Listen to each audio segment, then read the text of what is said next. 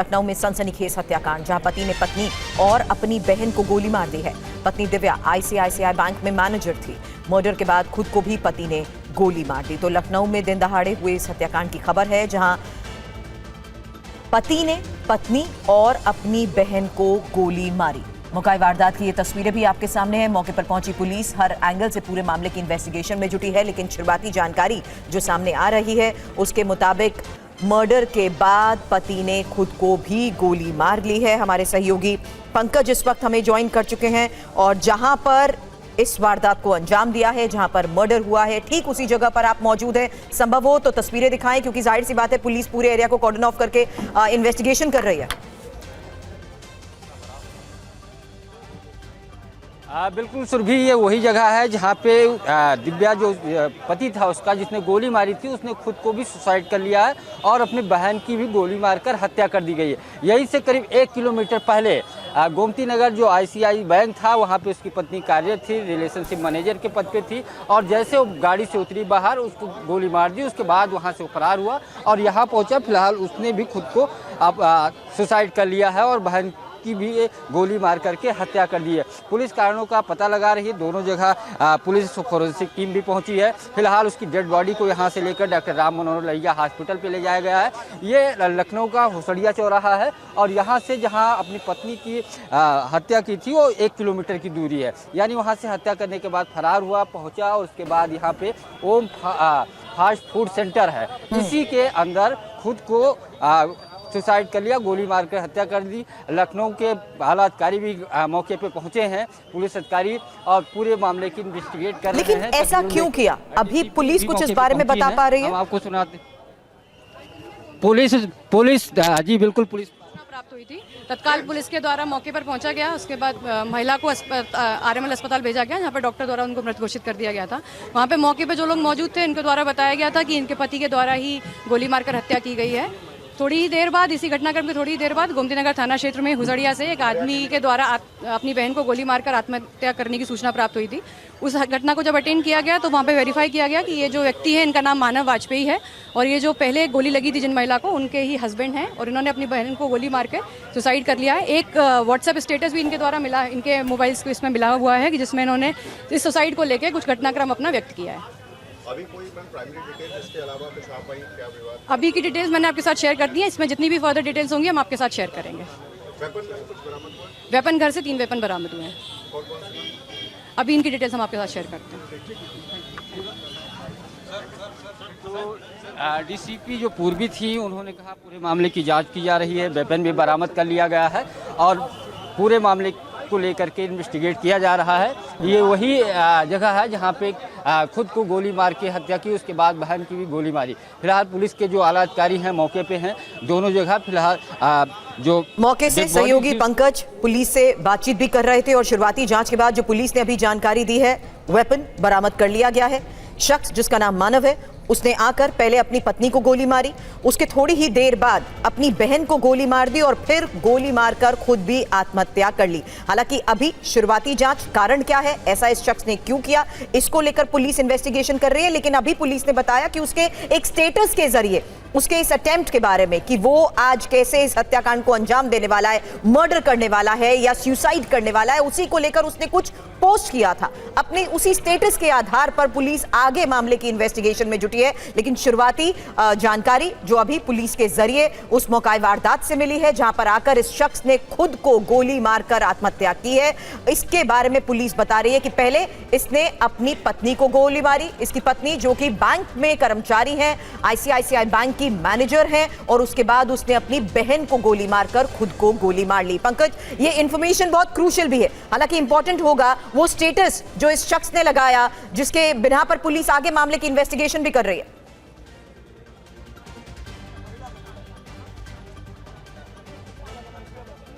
पंकज, आपको मेरी आवाज मिल रही है? जी पंकज, वो स्टेटस जो पुलिस बता रही है कि मानव ने लगाया हुआ था और उनके घर वालों के जरिए भी, जाहिर सी बात है पुलिस आगे इसी आधार पर इन्वेस्टिगेशन करने की कोशिश करेगी। जी बिल्कुल, मोबाइल को पुलिस ने अपने कब्जे में ले लिया है। जो स्टेटस था उसी के आधार पे पूछताछ परिवार से होगी, क्योंकि सुबह से ही पूरी प्लानिंग थी। क्योंकि जब अपनी पत्नी की हत्या की गोली मार करके, तो बाकायदा घात लगाकर बैठा हुआ था। जैसे गाड़ी से उतरी उसके बाद गोली मारकर हत्या कर दी। संभव तो तस्वीरें भी दिखाएं। करके 1 किलोमीटर दूर हुसड़िया चौराहा पहुंचा, जहां पे अपनी बहन की और खुद गोली मार के हत्या कर दी। पुलिस के आला अधिकारी मौके पे पहुंचे हैं। अंदर फोरेंसिक की टीमें, पुलिस अलग अलग एंगल से जांच कर रही है। किन पहलुओं पे यहाँ तलाशी ली जा रही है, क्योंकि बताया जा रहा है ये उसका एक तरीके से दुकान के साथ साथ घर भी है, और इसी पे पुलिस पूरी तरीके से एक एक डॉक्यूमेंट चेक कर रही है और क्या क्या उसकी गतिविधियाँ आई थी। आसपास के CCTV फुटेज लिए जा रहे हैं। आसपास के लोगों से जो पड़ोसी उनसे पूछताछ पुलिस कर रही है। तो पूरे मामले की अलग अलग स्तर से जांच की जा रही कि एक दिन में 3 हत्या कैसे की। खुद को गोली मारी, पत्नी को पहले गोली मारी, बहन को गोली मारी, उसके बाद खुद को गोली मारकर हत्या कर ली। तो सारे एंगल की जांच की जा रही है। क्या था, कोई आपसी विवाद था या पारिवारिक कोई और वजह थी, इन सब एंगलों पे पूरी तरीके से पुलिस तफ्तीश कर रही है।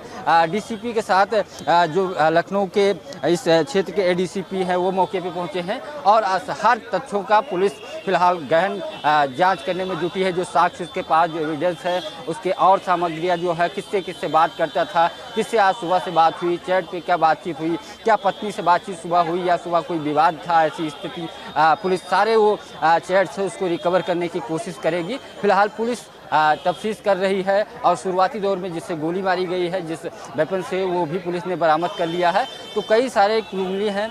कुछ तथ्य अभी थोड़ी देर के बाद चीजें और स्पष्ट होंगी। कुछ जानकारी पंकज मिल पाई, जब ये शख्स अपनी पत्नी और बहन को मारने के बाद यहाँ आया, इस रेस्टोरेंट में बैठा, या ये जो ढाबा है जहाँ पर बैठा वो, और खुद को गोली मार ली, क्या मूवमेंट थी, क्या उसने किसी से कोई बात की? जाहिर सी बात है CCTV के आधार पर तो आगे जांच होगी, लेकिन क्या कुछ किसी शख्स से उसने कोई बातचीत की, या ये क्योंकि इस जगह का शटर डाउन था इसीलिए वो अंदर आकर किसी तरह से बैठ गया यहाँ पर? देखिए, चूंकि जहाँ से पत्नी की उसने गोली मार के हत्या की, वहाँ से करीब 1 किलोमीटर दूर है, वहाँ से वो फरार हुआ, यहाँ पहुँचा, और चूंकि खुद को छुपने के लिए पहले बहन की गोली मारी और खुद यहीं पे सुसाइड कर लिया। तो पुलिस जो भी साक्ष्य मिले हैं उसका अध्ययन कर रही है, और आसपास के CCTV फुटेज लिए जा रहे हैं कि किसके साथ आए, सुबह किसके साथ था, खासतौर पे वहाँ जहाँ अपने पत्नी की हत्या की वहाँ किसके साथ पहुँचा, किस रास्ते पर पहुँचा, और यहाँ किस रास्ते से भाग करके पहुंचा। तो सारे तथ्यों की जांच कर रही है। इसकी पूरी मूवमेंट क्या थी? पत्नी को कहां पर मारा और बहन को कहां पर मारा, उसके बाद यहां पर आया पंकज? बिल्कुल, पहले पत्नी की गोली मार के हत्या कर दी गई। यहाँ से 1 किलोमीटर पहले मनोज पांडे चौराहा और मिठाई चौराहा इसको बोलते हैं लखनऊ का, वो उसके दोनों के बीच में बैंक का था, ICICI बैंक। वहाँ पे बाहर ठीक सड़क के जो सर्विस लेन है, डिवाइडर पे गोली मारकर हत्या कर दी गई, और वहीं पे उसकी मौत हो गई। लोहिया हॉस्पिटल ले जाया गया, जहाँ पत्नी को घोषित कर दिया गया। ये चूंकि वहाँ से मौके से फरार हुआ, पुलिस वहाँ पहुँची, जाँच कर रही थी। उसके बाद खबर आई उसने बहन की गोली मार के हत्या कर दी, और थोड़ी देर के बाद खुद अपनी गोली मारकर हत्या कर लिया, यानी सुसाइड कर लिया। तो ये 3 हत्याएं उसने क्यों की, खुद की गोली मारी, ये अलग अलग चूंकि जांचे, जो स्टेटस, जो फोन से बातचीत, सुबह किससे बातचीत की, पत्नी से क्या सुबह विवाद हुआ था या कोई और विवाद चल रहा था, इन सब तथ्यों का अवलोकन कर रही है। और कुल मिलाकर के ये दोनों घटना 1.5 से 2 किलोमीटर के बीच में हुई है। स्वयं को जो गोली मारी है उसकी दूरी, बिल्कुल, और हथियार भी 3 हथियार बरामद किए गए हैं। लखनऊ में हुए इस हत्याकांड के बारे में शुरुआती जांच के बाद पुलिस क्या कह रही है, सुनिए।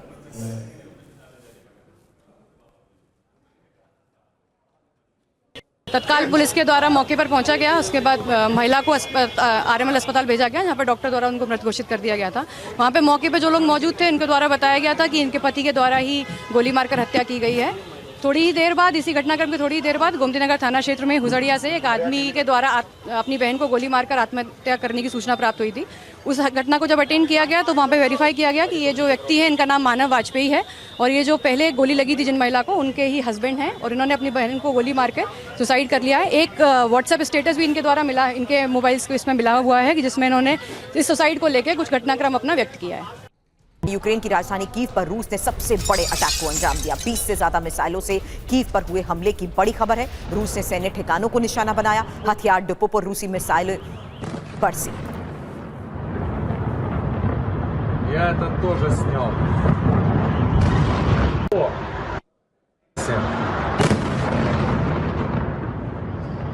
कीव के ब्रवरी इलाके में भी रिहायशी इमारत पर हमला हुआ। 9 मंजिला इमारत में जोरदार विस्फोट हुआ। बैलिस्टिक मिसाइल से किया गया प्रहार, जहां कई लोगों के हताहत होने की आशंका।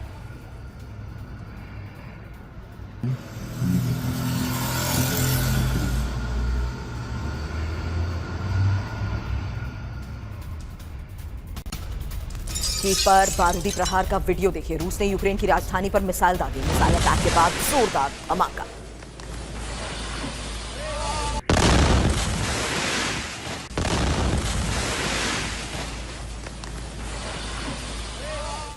अगली तस्वीर, कई इलाकों में तेज धमाकों की आवाज सुनाई दी। यूक्रेनी एयर डिफेंस सिस्टम फेल रहा। कई जिलों में रात भर एयर रेड अलर्ट। औद्योगिक परिसरों को भी नुकसान पहुंचा।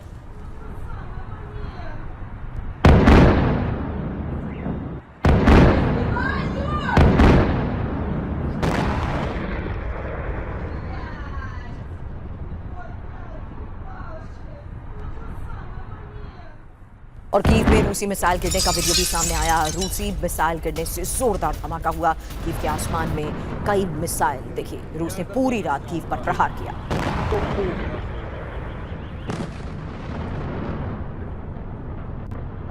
Я это тоже снял.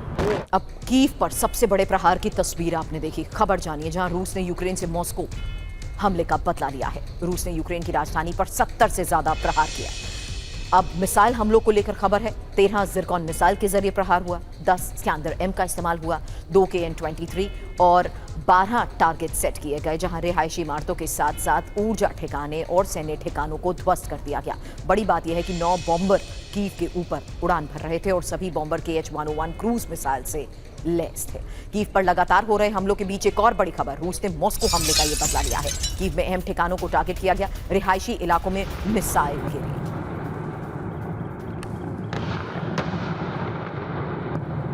रूस के हमले से कीव में मची तबाही की एक और तस्वीर। इन हमलों में 12 लोगों की मौत हो चुकी है, जबकि 32 घायल बताए जा रहे हैं। रिहायशी इमारतों को नुकसान पहुंचा। अस्पताल पर हमले की खबर है।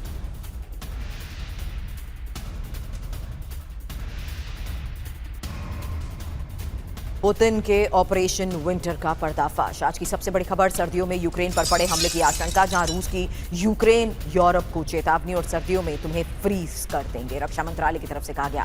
बिजली संयंत्र, हीटिंग स्टेशन पर हमले भी संभव हैं। पुतिन का ऑपरेशन विंटर है क्या? क्योंकि कीव को धमकी दी गई है, 2 धमकी दी गई है। Just like snow on your head, in winter you will get a freeze. अब रूसी रक्षा मंत्रालय की तरफ से दी गई ये चेतावनी, इसके मायने समझिए। जहां सर्दियों में बहुत बड़े हमले की आशंका है। टारगेट पर हो सकते हैं जनरेटर फैसिलिटी, पावर प्लांट, सरकारी इमारत और रिहायशी इलाके। इसके अलावा सर्दियों में यूक्रेन को बेबस बनाने की ये रणनीति मानी जा रही है। ऊर्जा ठिकाने तबाह कर अंधकार में डालने की ये योजना है। हालांकि ऊर्जा संसाधनों के अभाव में घुटनों पर लाने का प्लान। वहीं खबर है ऑपरेशन विंटर को लेकर, जहां यूक्रेन यूरोप का सरेंडर, क्योंकि पुतिन का प्लान मिशन सफल हुआ तो सर्दियों में बड़े हमले हो सकते हैं और यूक्रेन यूरोप पर बड़ा संकट आ सकता है। वजह, क्योंकि यूक्रेन पहले से ही ऊर्जा संकट से जूझ रहा है। यूरोप में भी पर्याप्त ऊर्जा सप्लाई नहीं हो रही और हॉर्मूज और बाब अल मंदेब जो हालात बने हुए हैं, ऊर्जा की सप्लाई पहले से ठप है। हुती की वजह से भी रास्ता बाधित हो चुका है और ऐसे में यूक्रेन युद्ध के बाद रूस से भी ऊर्जा सप्लाई बंद होने से संकट और गहरा जाएगा। सर्दियों में असर इसलिए क्योंकि बिजली और हीटिंग सिस्टम ठप हो सकते हैं। लंबा ब्लैकआउट और हीटिंग में भी कटौती, साथ ही लोग ठंड से प्रभावित होंगे, शरणार्थी बनेंगे, फैक्ट्रीज बंद होंगी, हथियार उत्पादन भी प्रभावित हो सकता है। वहीं कीव पर कैलिबर मिसाइल से हुए हमले की एक और बड़ी खबर आ रही है, जहां रूस ने 6 कैलिबर मिसाइल दागी हैं। KH-101 मिसाइल से ही प्रहार हुआ। 20 से ज्यादा मिसाइलों से हमले का दावा। रूस के हमलों से कीव में मची तबाही की एक और तस्वीर। रिहायशी इमारत पर मिसाइल गिरी। हमले के बाद इमारत में आग लग गई। पूरी रात राहत बचाव का काम नहीं चला।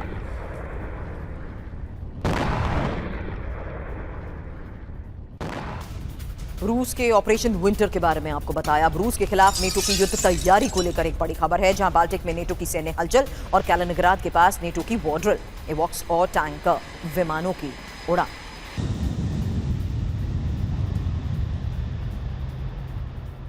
नेटो वर्सेस रूस, बाल्टिक महायुद्ध, क्योंकि रूस ने बाल्टिक में युद्धपोत तैनात किए और बाल्टिक में नेटो के युद्धाभ्यास को लेकर भी खबर।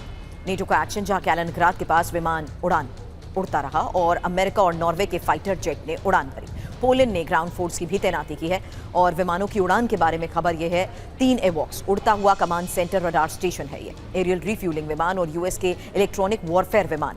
वहीं यूक्रेन को ब्रिटेन से ड्रोन से मिलने से टकराव और ज्यादा बढ़ चुका है। और ईरान युद्ध पर अमेरिका में घिरे डोनाल्ड ट्रंप, जहां पूर्व अमेरिकी राजदूत डेन शापिरो ने सवाल उठाए हैं। ट्रंप ने युद्ध का गलत आकलन किया है, ईरान किसी समझौते के करीब नहीं था।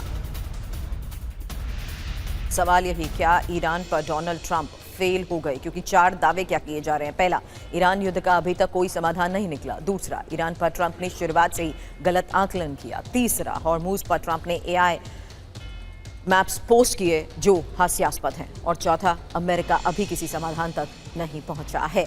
और इजरायल में पूर्व यूएस राजदूत हालांकि जिस तरीके से दावे कर रहे हैं, ऐसे में अमेरिका में सवाल क्यों? क्योंकि ईरान में अभी तक सत्ता परिवर्तन नहीं हुआ है और ईरान में अभी भी संवर्धित यूरेनियम मौजूद है। हालांकि ईरान का मिसाइल प्रोग्राम अभी तक जारी है और स्ट्रेट ऑफ हार्मूज की वजह से दुनिया की अर्थव्यवस्था पर असर पड़ रहा है। अब ईरान के विस्फोटक प्लान का पर्दाफाश हुआ है, जहां ईरान ने 2 चरण की युद्ध की रणनीति बनाई है। अमेरिका इसराइल के खिलाफ वॉर प्लान को लेकर यह बड़ी खबर है और ईरान के टारगेट पर अमेरिकी सैनिक। इजरायली मीडिया के हवाले से खबर पर क्या दावा किया जा रहा है? आखिर ईरान की ये रणनीति है क्या? मुश्तबा की युद्ध रणनीति के बारे में दावा किया जा रहा है कि हॉर्मूज से यूएस की नाकेबंदी हटाने का ये प्लान है। दावा किया जा रहा है कि यूएस के खिलाफ 2 चरण में युद्ध की रणनीति बनी है, जहां पहला चरण होगा और दूसरा चरण। पहले चरण में अमेरिका के सैन्य जवानों को टारगेट किया जा सकता है, जबकि दूसरे चरण में खाड़ी देशों में सबसे बड़े हमलों को अंजाम दिया जा सकता है। इसके अलावा अरब में यूएस सैन्य ठिकानों पर हमले संभव है और खाड़ी देशों को आर्थिक नुकसान पहुंचाने की कोशिश होगी। मकसद साफ है, ज्यादा हमले करके अमेरिका पर दबाव बनाया जाए। अमेरिका पर हॉर्मूज से सेना हटाने के लिए यह दबाव, साथ ही अभी ईरान के टारगेट पर इजरायल नहीं है। वहीं खबर स्ट्रेट ऑफ हार्मूज में ट्रंप के सीक्रेट ऑपरेशन को लेकर भी है, जहां ऑयल निकालने के लिए यूएस का सीक्रेट मिशन। अब हॉर्मूज में नया शिपिंग कॉरिडोर बनाया, 15 से 20 टैंकर के जरिए तेल यूएस निकाल रहा है। एक्सियोस की रिपोर्ट में इसको लेकर बड़े दावे किए गए हैं, जहां साफ है कि अब स्ट्रेट ऑफ हार्मूज को लेकर ट्रंप का एक सीक्रेट ऑपरेशन है, जिसमें दावे किए जा रहे हैं कि अमेरिका ने हॉर्मूज में नया शिपिंग कॉरिडोर बनाया और कॉरिडोर से हर दिन 1 करोड़ बैरल तेल निकाला जा रहा है। ओमान तट से हर दिन 15 से 20 टैंकर पास हो रहे हैं। रणनीति इंपॉर्टेंट है क्योंकि टैंकर अरब सागर से हॉर्मूज के रास्ते खाड़ी में घुसते हैं। रात में सभी टैंकर्स को एक साथ खाड़ी भेजा जाता है और अमेरिकी फाइटर जेट सभी टैंकर्स की सुरक्षा भी करते हैं। डोनाल्ड ट्रंप ने दावा किया कि हॉर्मूज से, स्ट्रेट ऑफ हार्मूज से सारा तेल निकाला जा रहा है। वहीं बाब अल मंदेब पर कब्जे की तैयारी में हुथी विद्रोही हैं, जहां एम शिपिंग लेन पर कब्जे की तैयारी में हुथी। लाल सागर में पहले ही जहाजों पर हुथी के हमले हो चुके हैं। यमन सरकार ने बहुत बड़ा दावा किया। और ईरान के खिलाफ सहयोगियों की रक्षा के लिए नेटो भी तैयार है। खबर है, सहयोगी देशों की रक्षा के लिए नेटो प्रतिबद्ध और नेटो की डिफेंस और डिटरेंस क्षमता मजबूत है। ईरान के संभावित हमलों पर नेटो ने दावा किया। यूरोप में अमेरिकी ठिकानों पर खतरे की आशंका। और ईरान पर डोनाल्ड ट्रंप का इकोनॉमिक डी डे का ऐलान। ईरान के मददगार देशों पर भी आर्थिक ऑपरेशन का ऐलान किया गया है। ट्रंप की अब तक की ये सबसे बड़ी आर्थिक कार्रवाई मानी जा रही है और तेल तस्करी के साथ साथ कैश ट्रांसफर और शेल कंपनीज बंद होंगी। तो ईरान पर डोनाल्ड ट्रंप की इकोनॉमिक डी डे स्ट्राइक, जहां सबसे बड़ी खबर है ट्रंप की ईरान पर बड़ी आर्थिक कार्रवाई को लेकर। दावा यह कि ट्रंप ने इकोनॉमिक डी डे का ऐलान किया है। ईरान के मददगार देशों पर ऑपरेशन का ऐलान किया गया। डोनाल्ड ट्रंप ने कहा, मैंने ईरान को बहुत मौके दिए, ईरान ने मौके का फायदा नहीं उठाया। ईरान की मदद करने वाले देशों को नतीजा भुगतना होगा। अब ये भी जानिए कि आखिर इकोनॉमिक डी डे है क्या। ईरान की मदद करने वाले देशों पर प्रतिबंध, तेल तस्करी, कैश ट्रांसफर, शेल कंपनीज बंद, टारगेट पर शिप रजिस्ट्रियां और एक्सचेंज हाउस के साथ साथ शेल कंपनीज। बड़ी बात यह है कि रूस और चीन भी ईरान की मदद कर रहे हैं। ट्रंप के इसी इकोनॉमिक डी डे पर ईरान ने पलटवार भी किया है। खुद आर्थिक संकट से गुजर रहा है अमेरिका। अरागची का बयान, इकोनॉमिक टेररिज्म है अमेरिकी आर्थिक नीतियां।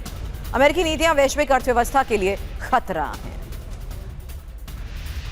वहीं डोनाल्ड ट्रंप की आर्थिक स्ट्राइक पर ईरान ने जवाब भी दिया है। ईरान के सांसद इब्राहिम रेजाई ने कहा, ईरान को एनपीटी से बाहर निकलना चाहिए। ईरान के एनपीटी से निकलना ही ट्रंप को जवाब। अब सवाल यह है कि अगर ईरान एनपीटी से हटा तो होगा क्या, क्योंकि 1968 में एनपीटी यानी परमाणु अप्रसार संधि अस्तित्व में आई।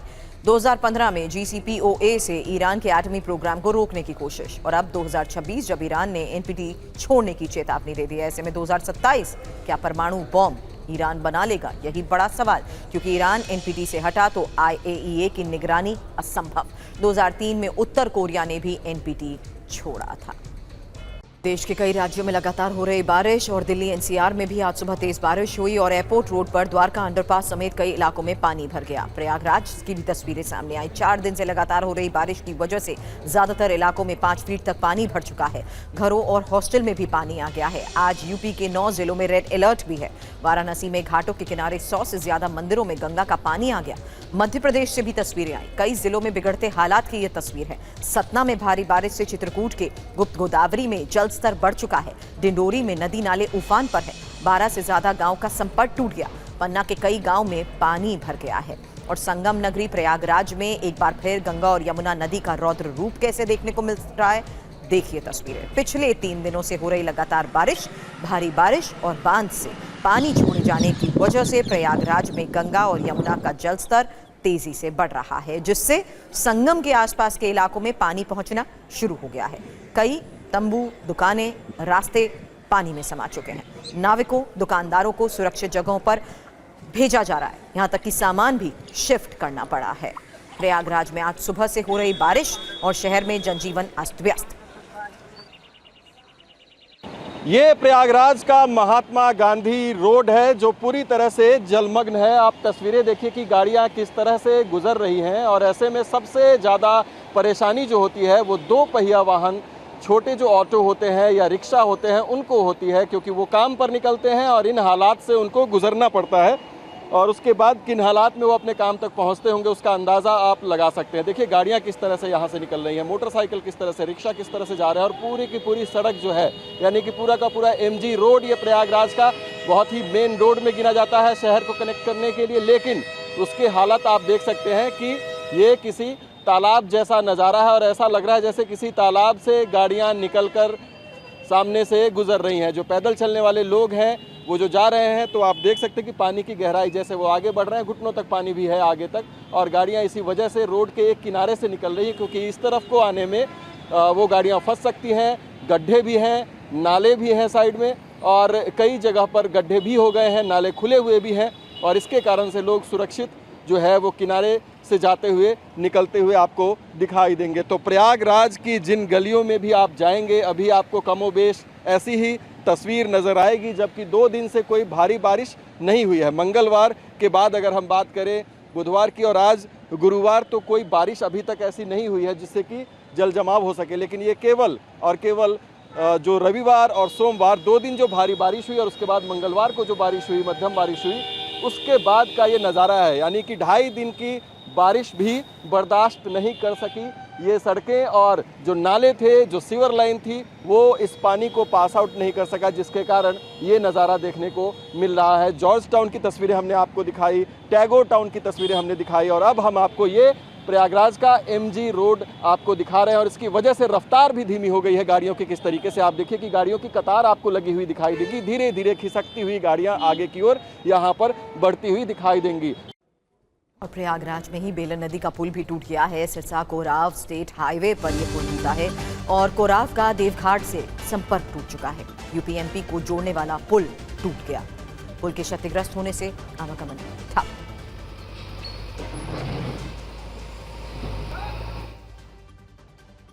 संगम नगरी, सैलाब नगरी प्रयागराज, क्योंकि यहाँ देखिए यमुना नदी, नैनी और ये 59 cm की वृद्धि हो चुकी है। यहाँ जल स्तर में 79.68 मीटर जल स्तर पहुँच चुका है। अभी तक 103.8 mm बारिश दर्ज की जा चुकी है। इसके अलावा गंगा नदी फाफामऊ की बात करें तो 36 सेंटीमीटर की वृद्धि हो चुकी है। जल स्तर 80.31 मीटर तक पहुँच गया है, जबकि 56.8 mm बारिश दर्ज की जा चुकी है। इसके अलावा गंगा नदी छतनाग में भी 57 सेंटीमीटर की वृद्धि हुई चुकी है, क्योंकि जल स्तर हो चुका है 79.31 मीटर, जबकि 73.6 mm बारिश दर्ज की जा चुकी है।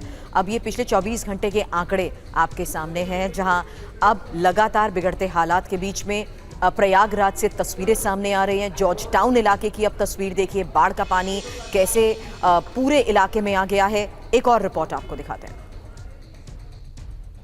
प्रयागराज के टैगोर टाउन की तस्वीरें हम आपको दिखाते हैं। 2 दिन के बाद पानी का स्तर कम जरूर हो गया है, लेकिन रास्तों पर आप देख सकते हैं कि गलियों में क्या हाल है। कीचड़ में होते हुए लोगों को निकलना पड़ता है। बच्चे इसी रास्ते से स्कूल जाते हैं और ये तस्वीर लगभग टैगोर जो कॉलोनी है पूरी की पूरी, उसके हर गली की ऐसी ही है। यहाँ पर चारों तरफ पानी बहुत हद तक निकल जाने के बाद भी कीचड़ के वजह से लोग परेशान हैं। बहुत ही बदबू है और यहाँ पर आप देख सकते हैं कि किस तरीके से नाले जो हैं वो अभी भी पूरी तरह से भरे हुए हैं, यानी कि आगे अगर बरसात होती है तो जल निकासी का कोई उपाय अभी भी नहीं है। और जो पानी यहाँ से निकाला गया है वो भी पंप सेट लगाकर जितना संभव हो सका है निकाला गया है। सामने दिखाइए ये किस तरीके से दुकान के नीचे जितना जल जमाव है, कोई व्यक्ति यहाँ से पैदल नहीं जा सकता है और जितने कीचड़ यहाँ पर इकट्ठा हो चुका है, ये सब बीमारी की वजह आगे चलकर बनेगा अगर जल निकासी के पूरे उपाय नहीं किए गए। सामने जो गाड़ियाँ आती हुई दिख रही हैं, आप देखिए जो गाड़ी आती हुई दिखाई दे रही है आपको, वो भी पानी से होते हुए, यानी कि कीचड़ और पानी से लोग यहाँ पर परेशान हैं। 2 दिन की बरसात में यहाँ पर घुटनों से भी ज़्यादा पानी एकत्रित हो गया था और अभी भी गलियों में बहुत ज़्यादा जल जमाव है, लेकिन अब रास्तों पे ये कीचड़ और कीचड़ के साथ साथ जल जमाव आपको देखने को मिलेगा और नालियाँ भरी पड़ी हैं। और ये टैगोर टाउन की तस्वीरें हैं जो कि जॉर्ज टाउन की तरह ही एक पॉश कॉलोनी में गिनी जाती है। बहुत ही पुरानी कॉलोनी है और सालों से लोग यहाँ पर रह रहे हैं, सैकड़ों की आबादी है, लेकिन सबके हालात ऐसे हैं कि ग्राउंड फ्लोर जो है वो पूरी तरीके से बर्बाद हो चुका है जल जमाव और कीचड़ मिट्टी की वजह से। TV9 भारतवर्ष के लिए सुभाष भट्ट के साथ प्रयागराज से मैं अभिजीत ठाकुर। प्रयागराज में जल भराव पर अखिलेश का तंज। बाढ़ के हवाई सर्वे से काम नहीं चलेगा, हिम्मत है तो सड़क पर उतरकर दिखाओ। प्रयागराज में विकास के नाम पर भ्रष्टाचार हुआ, भाजपा जाएगी फिर कभी नहीं आएगी। अखिलेश यादव ने जो वीडियो भी पोस्ट किया वो भी देखिए। वीडियो में एक एक परिवार के चारों तरफ पानी ही पानी नजर आ रहा है। घरों के अंदर पानी आ गया है और इसी पानी के बीच लोग रात गुजारने को मजबूर हुए। घर का फर्नीचर पानी में और बाहर भी ऐसे ही हालात। एक परिवार देखिए डाइनिंग टेबल के पर डाइनिंग टेबल और चेयर्स जो सब आसपास हैं सब पानी में समा चुके हैं और यही तस्वीरें अखिलेश की तरफ से पोस्ट की गई। और वाराणसी में गंगा का जलस्तर बढ़ने से मणिकर्णिका घाट के सभी शवदाह प्लेटफॉर्म पर पानी में डूब चुके हैं। ऊंची छत पर अंतिम संस्कार अब किया जा रहा है। घाट की सीढ़ियां, मंदिर और देवालय भी जलमग्न हैं। गलियों तक पहुंची गंगा ने लोगों की मुश्किलें और बढ़ा दी हैं, जबकि नाव संचालन पर रोक लगा दी गई है। गंगा का पानी घाटों की सीढ़ियों और आसपास बने मंदिरों तक पहुंच चुका है। कई मंदिर और देवालय पूरी तरह जलमग्न हैं। गंगा किनारे घूमने पहुंचे विदेशी पर्यटकों को भी अब परेशानी का सामना करना पड़ रहा है। अब सोनभद्र से हैरान करने वाली तस्वीरें सामने आई हैं। भारी बारिश की वजह से खदान का तटबंध टूट गया, जिससे पानी और मलबा रिहायशी इलाकों में आ गया। पानी के तेज बहाव, जल भराव के बीच गाड़ियां डूब गई। पानी में डूबी कार पर 2 कुत्ते अपनी जान बचाते दिखे। एक व्यक्ति ने हिम्मत दिखाई, बड़ी मुश्किल से इन्हें बचाया। वहीं भारी बारिश से सोनभद्र के अमवार इलाके में मौजूद कन्हर बांध का जलस्तर 263.1 मीटर पहुंच गया है। पानी बढ़ने के बाद निकासी के लिए पहली बार एक साथ 14 फाटक खोले गए हैं। तस्वीरें आपके सामने हैं। डैम के गेट से कितनी तेजी से पानी निकल रहा है। मध्य प्रदेश के डिंडोरी में लगातार हो रही बारिश के बाद बुधनेर नदी भी उफान पर है। प्रशासन ने ग्रामीणों से नदी के किनारे से दूर रहने की अपील की है, लेकिन फिर भी लोग उफनती नदी के बीच जान जोखिम में डालकर नदी पार करते नजर आए। अब मुरादाबाद में पहाड़ों पर भारी बारिश के बाद रामगंगा नदी का जलस्तर बढ़ चुका है। पानी वार्निंग लेवल के ऊपर बह रहा है, जिससे निचले इलाकों में बाढ़ का खतरा है। प्रशासन अलर्ट मोड पर है, हालात पर नजर बनाए हुए हैं। पहाड़ों पर लगातार हो रही बारिश की वजह से नदी का पानी तेजी से बढ़ा और प्रशासन राहत और बचाव कामों में जुटा है। जम्मू कश्मीर में सलाल डैम के सभी गेट पानी की निकासी के लिए खोल दिए गए। चिनाब नदी का जलस्तर बढ़ गया। प्रशासन ने लोगों से चिनाब नदी के किनारे न जाने की अपील की। कहा गया कि अपनी सुरक्षा के लिए चिनाब नदी से दूर रहें और नदी के किनारे जाने से बचें। अब दिल्ली में बारिश के बाद कई इलाकों में जल भराव। तस्वीरें आपके सामने हैं। Dwarka underpass, Delhi airport road पर बारिश का पानी भर गया। वाटर लॉगिंग की वजह से गाड़ियां चलाने वालों को दिक्कतें होती रही। कई इलाकों में ट्रैफिक की रफ्तार धीमी है।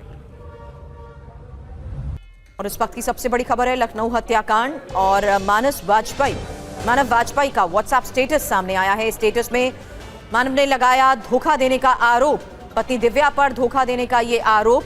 और ये देखिए वो स्टेटस जिसमें लिखा है कि आज मैंने अपनी पत्नी को मार दिया और इसके बाद मैं खुद को और अपनी बहन को भी मार रहा हूं और अब सब कुछ खत्म। उसने अपनी पत्नी को क्यों मारा? क्योंकि उसने धोखा दिया। Today I kill my wife as she cheated on me, now I have to kill myself and my sister. Her sister Pragya and Bharat knows everything. यानी इस हत्याकांड में मानव ने ये आरोप भी लगाया कि दिव्या और उसके परिवार के लोगों को इस बारे में पता था, क्योंकि दिव्या ने मुझे धोखा दिया इसीलिए मैं उसे मार रहा हूं और अपने आप को भी खत्म कर रहा हूं। गोमती नगर हत्याकांड से जुड़ी ये इस वक्त की सबसे बड़ी खबर है। और यहां देखिए कैसे पति ने पहले अपनी पत्नी को मारा, फिर अपनी बहन को मारने के बाद खुद को गोली मार ली।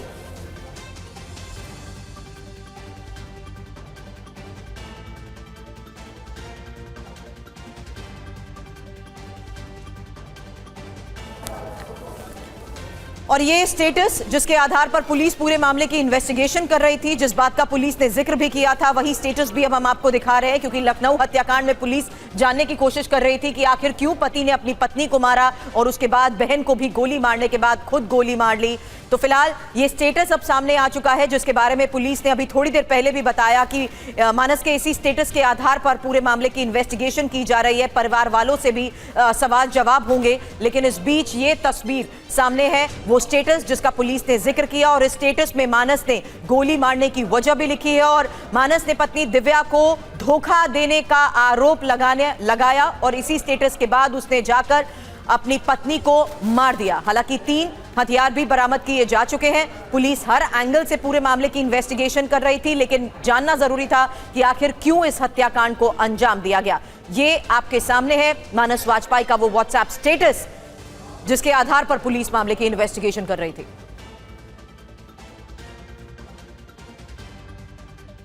तत्काल पुलिस के द्वारा मौके पर पहुंचा गया। उसके बाद महिला को आरएमएल अस्पताल भेजा गया, जहां पर डॉक्टर द्वारा उनको मृत घोषित कर दिया गया था। वहां पे मौके पे जो लोग मौजूद थे, इनके द्वारा बताया गया था कि इनके पति के द्वारा ही गोली मारकर हत्या की गई है। थोड़ी ही देर बाद, इसी घटनाक्रम के थोड़ी ही देर बाद, गोमती नगर थाना क्षेत्र में हुजड़िया से एक आदमी के द्वारा अपनी बहन को गोली मारकर आत्महत्या करने की सूचना प्राप्त हुई थी।